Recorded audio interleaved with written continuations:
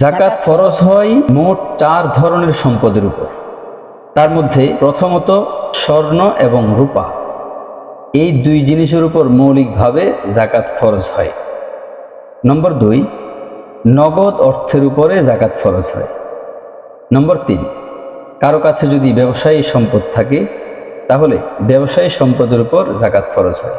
নম্বর 4, সায়েমা জানোয়ারের উপর জাকাত ফরজ হয়। সায়েমা জানোয়ার দ্বারা যেটা বোঝানো হয়, সায়েমা জানোয়ার মানে হচ্ছে আমরা সাধারণত যে সকল প্রাণী লালন পালন করে থাকি, গরু, ছাগল কিংবা উট, এই ধরনের গবাদি পশু, এগুলো যদি বছরের অধিকাংশ সময় নিজের খাদ্যদ্রব্য নিজেই অনুসন্ধান করে খায়, অর্থাৎ বিচরণ করে খায়, মালিক খাওয়াতে হয় না, এগুলোকে সায়েমা জানোয়ার বলা হয়।